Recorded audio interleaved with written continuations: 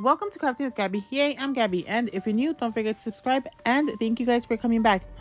So Halloween is approaching, and let's go ahead and do our DIY paper goodie bag. Now all you're gonna need is a 12 by 12 sheet, and this will give you about a 5-inch goodie bag, and you're gonna cut that in half. So you're gonna have two 6 by 2 papers. Now you don't need a board for this one, but you do need to remember which one is gonna be your bottom and which one is going to be your top, because you don't want to go ahead and score it upside down. Now this is going to be your top part, so go ahead and put your paper along the 12-inch line, because you're going to go ahead and score all the way to 11.5, and I will write all this down below. Now we want to do 4 score lines, one at 3 3/4, one at 5 3/4, one at 9.5, and one at 11.5.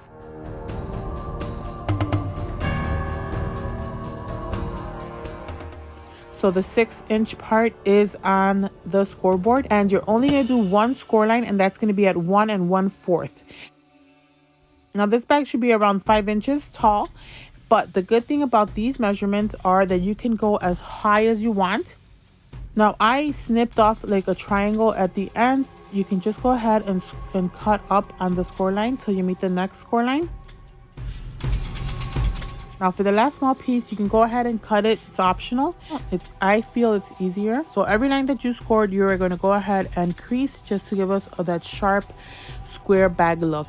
So basically they're for little kids. They're for my twins and 2 of my godchildren.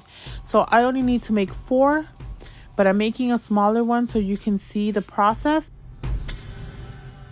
So mine are going to be a little bit taller, but this is a good size for filming. So once you have everything scored and you're happy with it, you can go ahead and assemble your box. If you want, you can leave it as a little Halloween box, or you can make it into a little bag. Now for this purpose, I'm going to go ahead and use a pencil.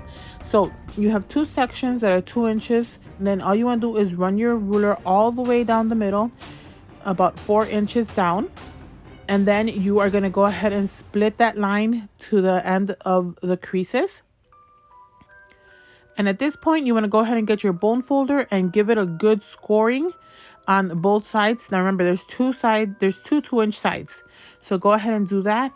And that is going to give you the effect you want for the bag to fold in. Now this part is optional as well, because like I said, you can do them as little boxes or you can do them as little bags. Now I'm going to go ahead and do them as little bags, and I'm going to show you just gently fold in your crease line, and it will give you that effect that you want. And it's easier for me to go ahead and tape the widest side of the box or bag and then just adhere it to the other thinner piece. Don't forget to go ahead and flatten it out. Once you do that, all I did was fold in my little flaps and then just adhere them from one of the flaps, and all I did was add double-sided tape to one part and just letting it adhere to itself.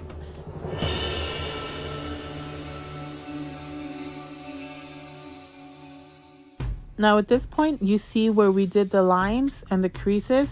This is the look we want. If you want it to look like a little bag, and go ahead and put a paper clip in the middle. Now at this point, we are done. Look at this. And I have one that I made with the punch board, and they look almost identical. How funny is that? So you don't need a punch board. If you have one, it's a plus. It's way much easier. But if you have many to do, go ahead and pre-cut everything. And let's get ready for Halloween. And these are just quick add-on inspirations. You can do a tag, you can do googly eyes, you can do whatever you want. Sky's the limit. Remember, it's your DIY, and you can't DIY if you don't try.